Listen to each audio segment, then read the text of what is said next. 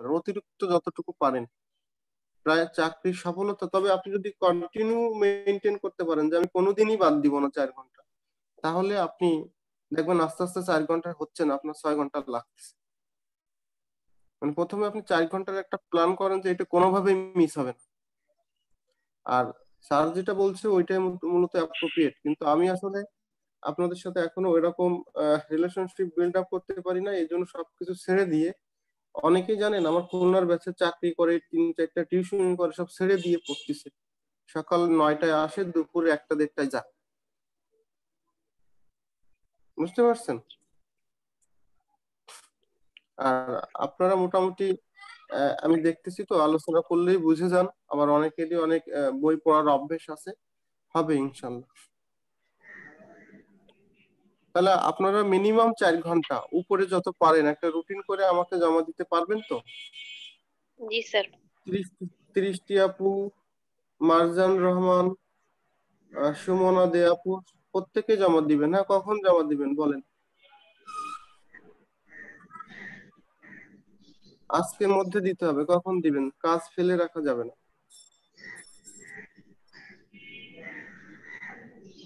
আজকে দুপুরে দিবেন, দুপুরে 2টা-3টার দিক জমা দেন।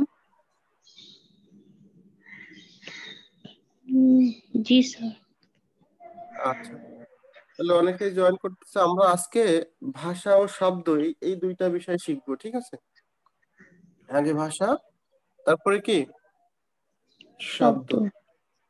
আপনারা স্ক্রিনে অলরেডি দেখতে পারতেছেন যে প্রত্যেক ভাষারই কয়টা মৌলিক অংশ আছে বলেন তো? স্যার 4টা। 4টা। প্রত্যেক, এখানে কিন্তু বাংলা বা ইংরেজি বলা হয় নাই। এখানে কি বলা হয় নাই? বাংলা বা বাংলা। ইংরেজি বলা হয় না। এখন যদি আপনাকে বলা হয় বাংলা ভাষার মৌলিক অংশ কতটি, বাংলা ভাষার মৌলিক অংশ কতটি? স্যার প্রত্যেক ভাষারই তো, তাহলে বাংলা ভাষারও স্যার 4টি। হ্যাঁ, গুড। এটা হলো আপনাকে বুঝতে হবে। এখন পরীক্ষা আসতে পারে নিম্নের কোনটি, নিম্নের কোনটি বাংলা ভাষার মৌলিক অংশ নয়, দিয়ে 4টে অপশনের মধ্যে যে কোনো 3টে অপশন থাকবে, ঠিক আছে? জি স্যার। প্রশ্ন আসতে পারে নিম্নের কোনটি বাংলা ভাষার মৌলিক অংশ নয়, তখন 3টার যে কোনো, 4টার যে কোনো 3টা থাকবে, একটা অপশনে অন্যটা থাকবে। আপনি পারবেন না দিতে? জি স্যার পারবো। তাহলে এখন আপনার কাজ করতে হবে, এই 4টা মুখস্থ করতে হবে। বলেন তো কি কি আছে এই 4টা? স্যার ধ্বনি, শব্দ, বাক্য, অর্থ। হ্যাঁ, ধ্বনি, শব্দ, বাক্য, অর্থ।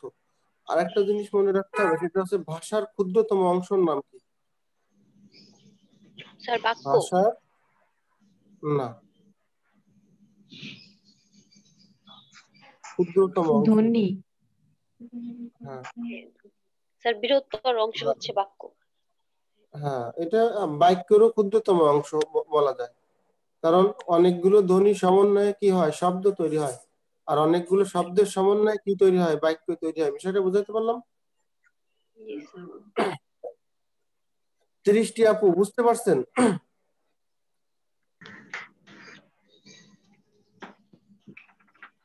30টি আপু, হ্যালো। জি স্যার বুঝতেছি। আচ্ছা, তাহলে ভাষার মৌলিক অংশ কতটি?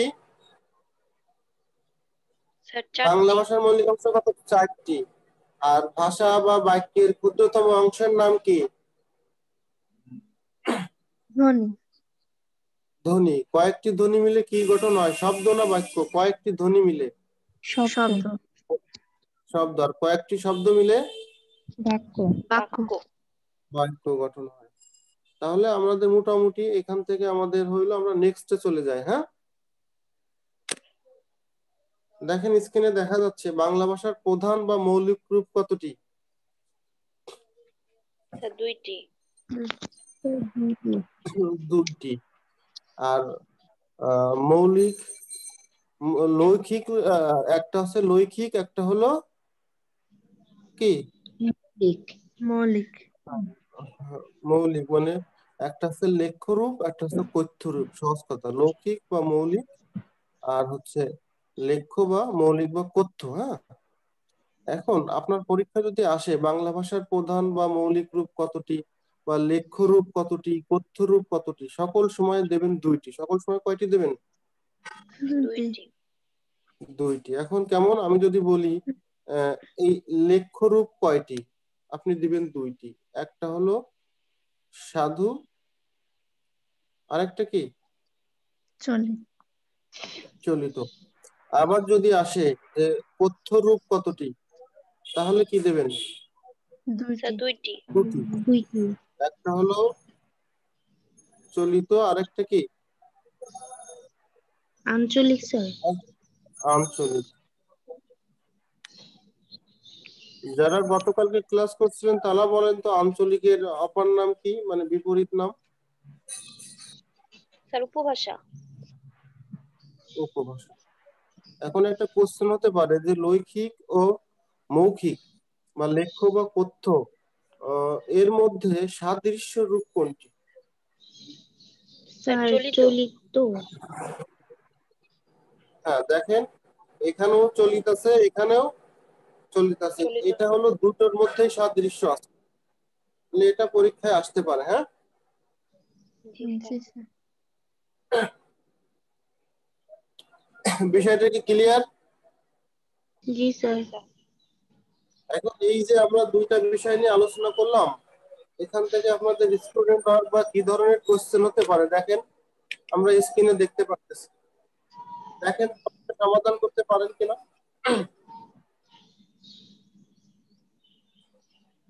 স্যার প্রথমটা হবে 4টি। প্রথমটা 4টি, গুড। দ্বিতীয়টা? স্যার ও শব্দ বাক্য শব্দ বাক্য তাহলে ধনী সব, এখানে প্রত্যেক ভাষার 3টি অংশ চাইছে, 4টা চাই নাই। চাইছে কয়টা? স্যার তিনটা 3টি। 3টি। সেহেতু ঘ ধ্বনি, নম্বর শব্দ। অংশ ওই জিনিস, তাহলে উত্তর ক। জি স্যার। উত্তর কি ক ক? এখানে দেখেন 3টি অংশ চাইছে, 3টি অংশ।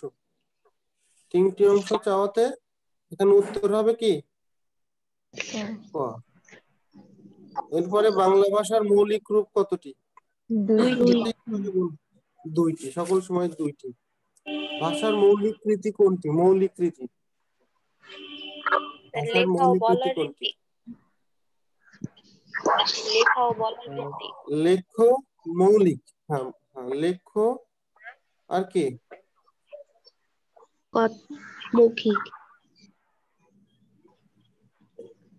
না, যে মৌলিক রীতি তো একটা হবে, যেটা হলো মৌলিক বা কি লেখ্য, তাহলে লেখার রীতি হবে।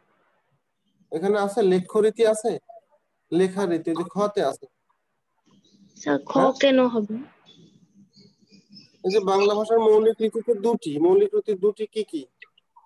মৌলিকের অপর নাম কি বললাম?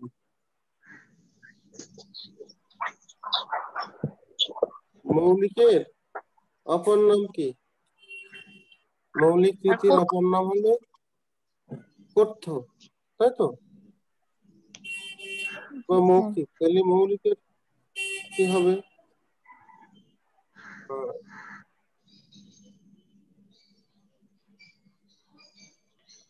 এখানে মনে হয় উত্তর সঠিকটা কি আছে?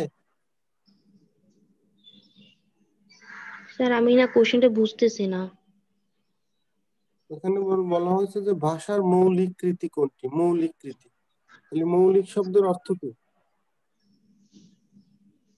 স্যার মৌলিক রূপ তো দুইটি, তাই না? মৌলিক হ্যাঁ রূপ স্যার কয়টি? মৌলিক তো দুইটি, চলিত আর আঞ্চলিক ভাষা।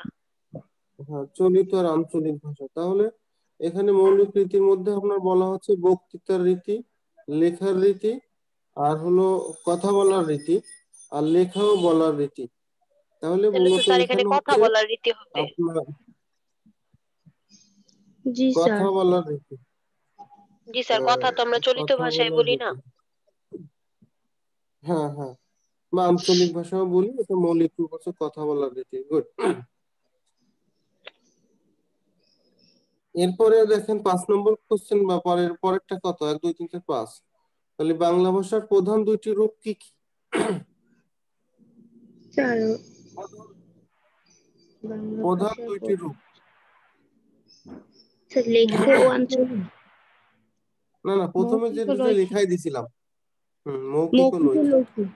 আচ্ছা হ্যাঁ, এইটা মৌখিক ও লৌকিক। এখন সাধু ও চলিত ভাষার বাংলা ভাষার কোন রূপে বিদ্যমান? কথ্য স্যার না স্যার? লেখ্য রূপে। লেখো লেখো। সাধু লেখ্য ও রূপে হ্যাঁ, লেখ্য রূপে। গুড। স্যার এটা কিভাবে হলো লেখ্যরূপ? বুঝলাম না। কারণ সাধু ও চলিতের মধ্যে বাংলা ভাষা কোন রূপে সাধু ও চলিত লেখ্যর মধ্যে বিদ্যমান আছে। ও সাধু আচ্ছা ভাষায় আচ্ছা। আমরা লিখি, আবার সাধু ভাষায় আমরা আহ করি, মানে চলিত আমরা ব্যবহার করি লেখার ক্ষেত্রে।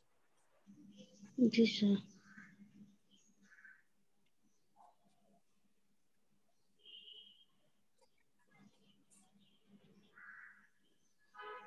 তারপরে আমরা পরের অংশে চলে যাই। উম,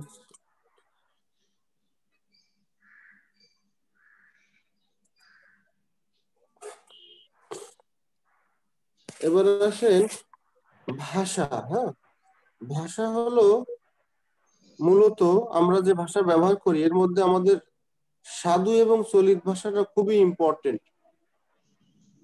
সাধু ভাষা আপনারা একটা চক করেন, সরি এটা কাটা, সাধু আর চলিত একটা ছক করেন। আমি এখান থেকে কিছু বৈশিষ্ট্য লিখাই দিব আপনাদের।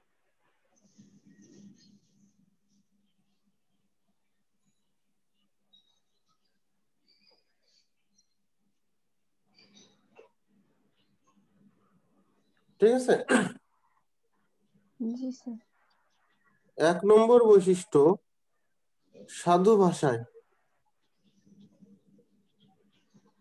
সবাই নোট নেন, 3টা বৈশিষ্ট্য পড়লে 1 মার্ক কমন, যদি কোশ্চেন হয় এখান থেকে হয়। সাধু ভাষায় তৎসম শব্দের ব্যবহার হয়।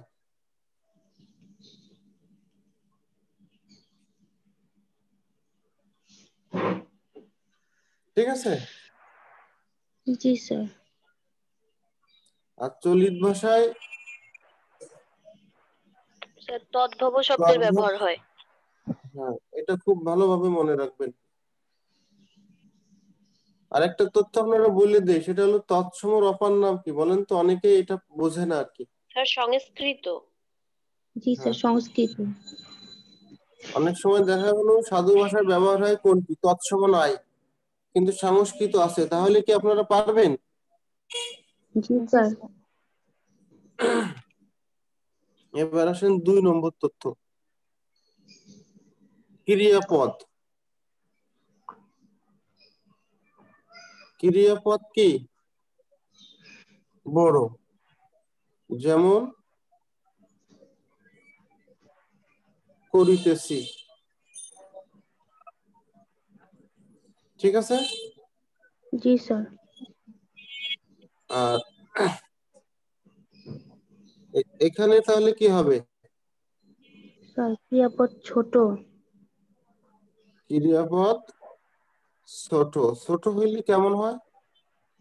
স্যার এই যে যাচ্ছি করছি। করছি এমন। হ্যাঁ, করছি, করছি, খাচ্ছি, যাচ্ছি। হ্যাঁ। আর 3 নম্বর হলো সর্বনাম পদ। সর্বনাম পদ বড়। যেমন কি? যেমন তাহার। এখানেও ক্রিয়াপদ সর্বনাম পদ, সর্বনাম স্যার পদ তার। ছোট। গুড। তার। আর 4 নম্বরে কি দিছিলাম? নাটকের সংলাপ।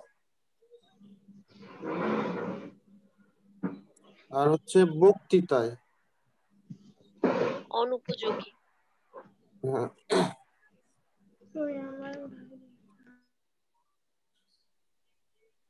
উপযোগী নয়।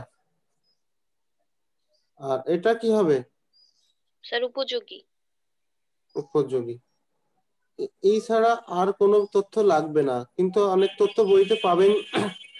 সাধু ভাষা গুরু গম্ভীর, সাধু ভাষা বোধগম্য, কঠিন, এগুলো সাধারণত আসে না, আপনারা এমনি পারেন, জানবেন। আপনাদের দরকার হলো এই যে তৎসম শব্দের ব্যবহার আর নাটকের সংলাপ আর এই ক্রিয়াপদের সর্বনাম একটা তথ্য হিসেবে নেওয়া যায়। আমি ভাগ ভাগ করে দিয়ে ফেলছি, এর সমস্যা নেই। এখানে কোনো প্রশ্ন আছে কিনা? না স্যার। আচ্ছা,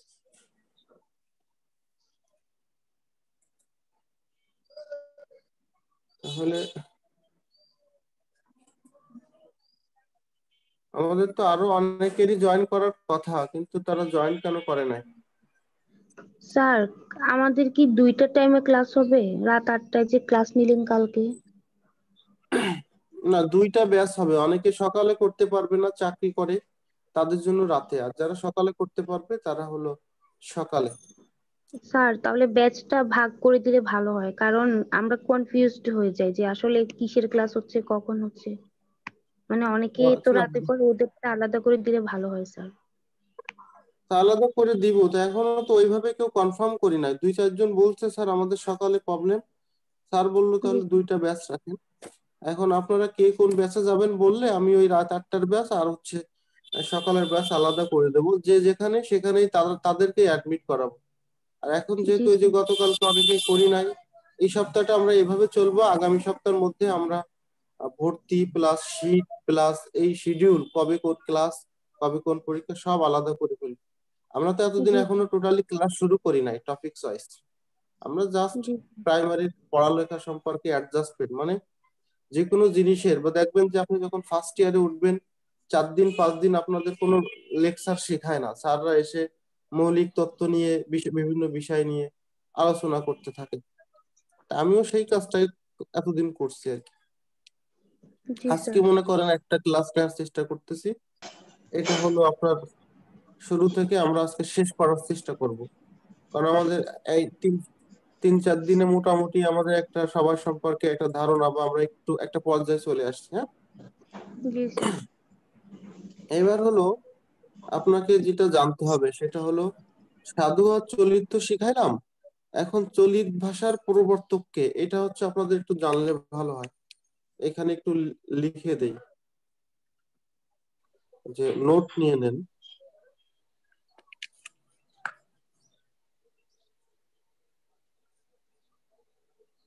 নোট, বলেন তো চলিত রীতির প্রবর্তক কে? স্যার প্রমথ চৌধুরী। হ্যাঁ, চলিত রীতির প্রবর্তক প্রমথ চৌধুরী। এনার একটা পত্রিকা ছিল, এই প্রমোদ চৌধুরীর একটা পত্রিকা, এই পত্রিকার নাম তো জানেন? সবুজ পত্র। সবুজ পত্র। সবুজ পত্র। আপনাদের এটা একটা বিসিএস কোশ্চেন আসতে পারে, যে সবুজ পত্র কত সালে প্রকাশিত হয়? কত সালে? স্যার ভুলে গেছি। 1914। ওই যে লিখে উনিশশো দিছি তো, চোদ্দ 1914। 1914। আর যে কোশ্চেনটা দেওয়ার জন্য এই তথ্যগুলো দেওয়া, সেটা হলো চলিত রীতির প্রচলনের ভূমিকা রাখে কোন পত্রিকা? সবুজ সবুজ পত্র। পত্র।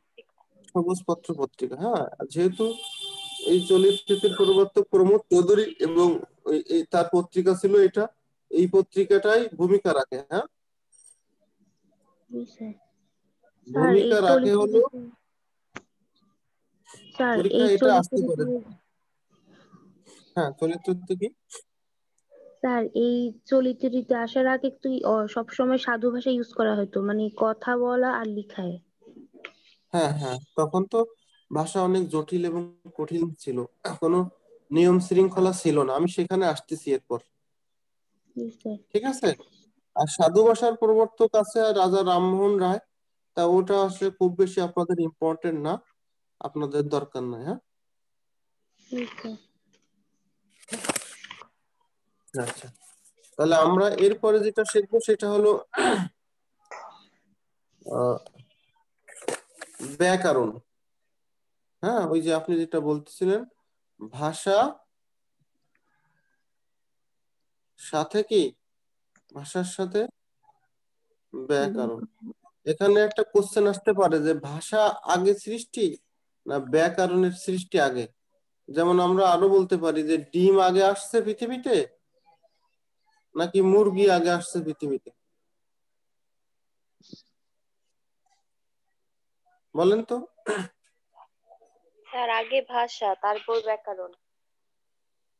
আগে ভাষা তারপরে ব্যাকরণ। ব্যাকরণ, তাহলে আগে ডিম পরে মুরগি। জি স্যার। না, বিষয়টা হলো ডিম আর মুরগির ব্যাপারে আমরা খুব বেশি ক্লিয়ার ধারণা দিতে পারবো না। তবে আমরা জানি সাধারণত প্রত্যেকটা জিনিস মানে প্রত্যেকটা যাদের জীবন আছে জোড়ায় জোড়ায় সৃষ্টিকর্তা সৃষ্টি করে রেখেছেন, সেই দিক দিয়ে ধরলে মুরগি আগে হবে। কিন্তু ভাষা যে কোনো জিনিস আগে সৃষ্টি হয় তারপরে না নিয়ম কানুন, ঠিক আছে। ভাষাকে সুশৃঙ্খলবদ্ধ বিন্যাস করার নামই হলো কি ব্যাকরণ। ব্যাকরণ। বিষয়টা বুঝতে পারছেন? তাহলে আগে ভাষার সৃষ্টি পরে কিসের সৃষ্টি? আগে ভাষার সৃষ্টি পরে ব্যাকরণ। ব্যাকরণ। তাহলে আপনি এটা মনে রাখতে পারবেন তো। এবং আপনাদের জি। ছোটবেলায় আমরা একটা সংজ্ঞা পড়ছি, এটা আপনাদের জন্য এবার খুব জরুরি। ছোটবেলায় আমরা একটা সংজ্ঞা পড়ছি যে যে শাস্ত্র পড়িলে, যে শাস্ত্র পড়িলে বাংলা ভাষা সুন্দরভাবে লিখিতে পড়িতে ও বলিতে পারা যায় তাকে বাংলা ব্যাকরণ বলে। এই সংজ্ঞাটা কে প্রদান করেছেন? আমি আর লিখলাম না।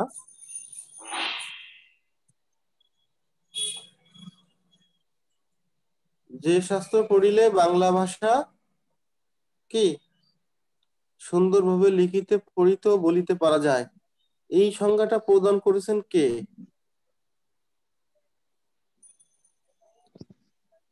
পারবেন বলতে? স্যার ভুলে গেছি। Sir Chittagong doctor Mohammad Shahidullah. বিশ্ববিদ্যালয়। হ্যাঁ, ডক্টর মোহাম্মদ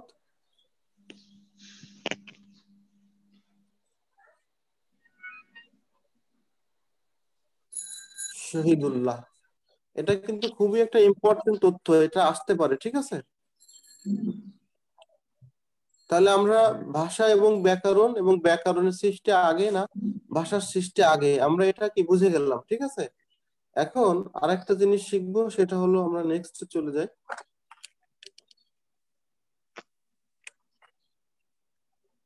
আপনারা জানেন যে ব্যাকরণের ব্যুৎপত্তিগত বিশ্লেষণ কি আছে?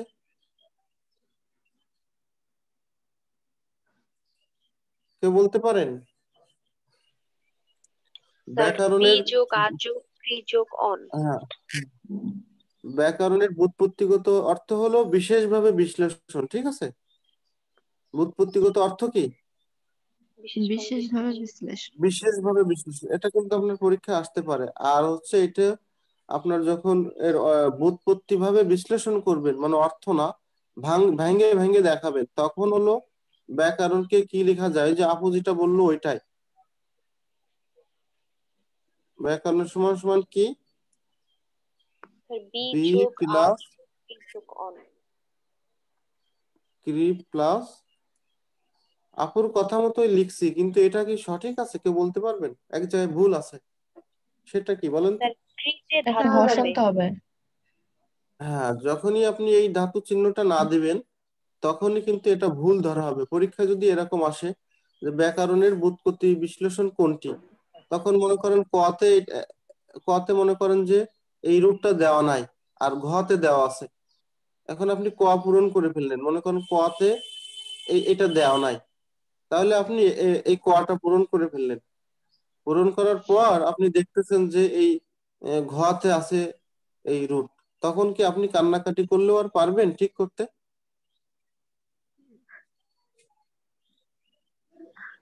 কই, কেউ অ্যান্সার করে না। না স্যার। তাহলে আপনাকে সাবধানতার সহিত সম্পূর্ণ অংশ দেখে তারপরে ব্যাকরণ বা বিভিন্ন গ্রামাটিক্যাল টার্ম গুলো কি করতে হবে, আপনাকে আনসার করতে হবে। বিষয়টা বুঝাইতে পারলাম? ঠিক আছে। জি জি স্যার। আচ্ছা, তাহলে এখন আমরা লিখে ফেলি, সেটা হলো হুম। ব্যাকরণের আলোচ্য বিষয়।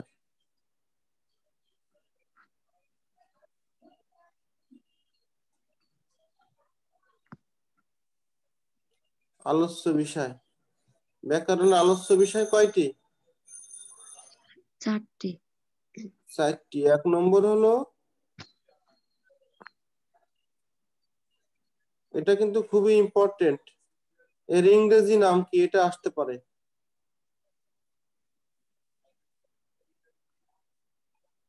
ফোনোলজি। হ্যাঁ, ধ্বনি জি তত্ত্বের স্যার। ইংরেজি প্রতিশব্দ কি? ফোনোলজি। ফোনোলজি। পরীক্ষায় আসতে ম্যাক্সিমাম ক্ষেত্রে আসে, নিম্নের কোনটি ধ্বনি তত্ত্বে আলোচিত হয়? এটা বিসিএস এ অনেকবার আসছে। নিম্নের কোনটি ধ্বনি তত্ত্বে আলোচিত হয়? মাত্র 3টা জিনিস মনে রাখবেন, বাকিগুলো দরকার নেই। সন্ধি, সন্ধি, স্যার নত্ব সত্য বিধান। হ্যাঁ, নত্ব আর সত্য বিধান। মনে থাকবে? এই 3টা বিষয় মনে থাকবে? জি স্যার। জি স্যার। আচ্ছা, যদি জি মনে স্যার। থাকে তাহলে আমাদের ধ্বনি তত্ত্ব শেষ। এখন আমরা চলে যাব ধ্বনি তত্ত্বের পরে কি তত্ত্ব? শব্দ তত্ত্ব। শব্দ তত্ত্ব। শব্দ তত্ত্বের অপর নাম রূপতত্ত্ব। রূপ তত্ত্ব। এখন আপনি যারা জব সলিউশন পড়ে তারা দেখে গেল যে কারো কোন তত্ত্বে আলোচিত হয়। সকালবেলা পড়ে গেছে শব্দ তত্ত্ব, পরীক্ষায় এটা আসছে, কিন্তু সেখানে শব্দ তত্ত্ব নয়, আছে রূপ তত্ত্ব। তারা চিল্লায় ওঠে, স্যার প্রশ্নে ভুল আছে। বুঝছেন না? কারণ সে জানে না তো যে শব্দ তত্ত্বের অপর নাম কি। রূপতত্ত্ব। তাহলে বিষয়টা বুঝতে পারছেন যে শব্দ যাহাই শব্দ তত্ত্ব তাহাই রূপতত্ত্ব। 30টি আপু বুঝতে পারছেন? সাদিয়া আপু, জি স্যার। মারজান রহমান, জি স্যার। সাবরিনা আলম লিজা আপু বুঝতে পারতেছেন? জি স্যার, জি সবাই স্যার। একটু রেসপন্স দেবেন, স্যার বুঝতেছি, স্যার বুঝতেছি না, এইটা বুঝান, তাহলে সুবিধা হবে। আমি যতটুকু আলোচনা করি, মনে করেন আলোচনা দেখলে আপনার আর কোশ্চেন থাকবে না, আর এর বাইরে থেকে আসবেও না। এর থেকে অনেক ডিটেলস আলোচনা আছে, যেটা আলোচনাটা আসলে আমি তো আসলে বাংলার পড়ে খুব বেশি দক্ষ না, তবে প্রাইমারির জন্য বা বিসিএস এর জন্য টুকি যতটুকু দরকার উইদাউট রিটেন, রিটেনের জন্য আরো বিস্তারিত শিখতে হবে। আমি ততটুকুই আলোচনা করব, আশা রাখি গুছিয়ে দেওয়ার চেষ্টা করব, আপনারা বুঝবেন যদি মনোযোগ সহকারে শুনেন আর কি। কারণ আপনারা তো আমার সামনাসামনি নাই, কেউ যদি এদিক ওদিক আরেকটা বিষয় দেখেন তাহলে হয়তো এইগুলো থেকে একটু দূরে চলে যাবেন। যতটুকু আলোচনা করলাম আপনারা কি বুঝতে পারছেন যে এইটুকু আমাদের দরকার? জি স্যার। জি স্যার। আচ্ছা, তাহলে শব্দ তথ্য, এখন কোশ্চেন আসতে পারে যে শব্দ তথ্য বা রূপ তথ্যের ইংরেজি প্রতিশব্দ কি? ইংরেজি প্রতিশব্দ কি? ওইটা যদি ফনোলজি হয় তাহলে এটা কি? মরফোলজি। মরফোলজি। এটা কিন্তু খুবই ইম্পর্টেন্ট একটা তথ্য। এখন এখানে কি কি আলোচিত হয় সেই তথ্যগুলো আপনাকে মনে রাখতে হবে। আমরা একটা টেকনিক দিয়ে আলোচনা করবো। হ্যাঁ, মনে সবাই লিখে রাখেন যে কালিশ, কালিশ, বকাপু, উ বা প্রক্রি। পারবো না এই কয়টা তথ্য মুখস্থ করতে? জি স্যার। সবাই একটু বলেন তো, সাদি আপু বলেন কি লিখছি। কালিশ, বকাপু, উবা, প্রক্রি। গুড। এখন এখান থেকে আমরা ভেঙে ভেঙে বের করব যে এ, কয়াকারে কাতে কি হয়? কারক। হ্যাঁ, জি লিতে স্যার। কি হয়? স্যার লিঙ্গ। লিঙ্গ। সতে কি হয়? সমাস। সমাস। আপনাদের একটা ছোট্ট একটা মডেল টেস্ট, মেধা দশায় মডেল টেস্ট নিয়েছিলাম, এটা মনে হয় এখানে আসছিল। বতে জি স্যার বচন। বচন, কাতে কাল, কাল। পুতে কি? পুরুষ। পুরুষ। আর রস্যুতে উপসর্গ। উপসর্গ। আর বাতে বিভক্তি, বা অনেক জায়গায় বাক্স আছে, এই বাক্সটা নিয়ে একটু কনফিউজড আছে, বাক্সটা আবার বাক্য তথ্য ধরা হয়। হ্যাঁ, এখন যে কোনো একটা তথ্য থাকবে, কনফিউজটা আসবে না, আপনি ধরে রাখেন। কিছু কিছু বিষয় কনফিউজ নিয়ে আমাদের এগোতে হয়, বিভিন্ন বইতে বিভিন্ন রকম তথ্য আছে, যেরকম বাক্সটা 9-10 এর বইতে আছে, এটা বাক্য তথ্য আলোচিত হয়। প্রত্যয়, আবার যখন রিটেনের বইতে অনেকে এই বাক্সটাকে বিভিন্ন বিভিন্ন মতভেদ দিয়েছে, যে না এটা এখানে না, এটা এরকম। এখন যারা কোশ্চেন করে তারা বিভিন্ন সময় এই বিভিন্ন তথ্য থেকে বিভিন্ন রকম দিয়ে থাকে। আর কৃতে কি? কৃতে ক্রিয়া। ক্রিয়া। তাহলে বিষয়টাকে আমি বুঝাইতে পারলাম যে শব্দ তত্ত্ব বা রূপ তত্ত্বে কি কি আলোচিত হয়। জি স্যার। জি স্যার। হ্যাঁ, স্যার আমরা বলি কি আমরা হ্যাঁ বিভক্তি দিব নাকি বাচ্য দিব? বিভক্তি দেন, বাক্সটা কনফিউজড, এখন বাক্সটা বাক্য তথ্য ধরবেন। যদি অপশনে আসে শব্দ তত্ত্ব বা রূপ তত্ত্ব নাই, বাক্য তত্ত্ব আছে, তাহলে বাক্য তত্ত্ব দিয়ে আসবেন। ঠিক আছে? জি স্যার। যারা কোশ্চেন করে কনফিউজ গুলো, যারা একবার আস্তে আস্তে বিভিন্ন জায়গায় আসছে জেনে যায়, বা ওরা যে কোনো একটা দিবে, যেটা দিবে সেটা দিবেন। জি স্যার। আপনাদের এই প্রথম 6টা তথ্য পড়লে আর লাগবে না, এই প্রথম 3টা আর এই কালিশ বকাফু এর মধ্যেই চলে আসবে।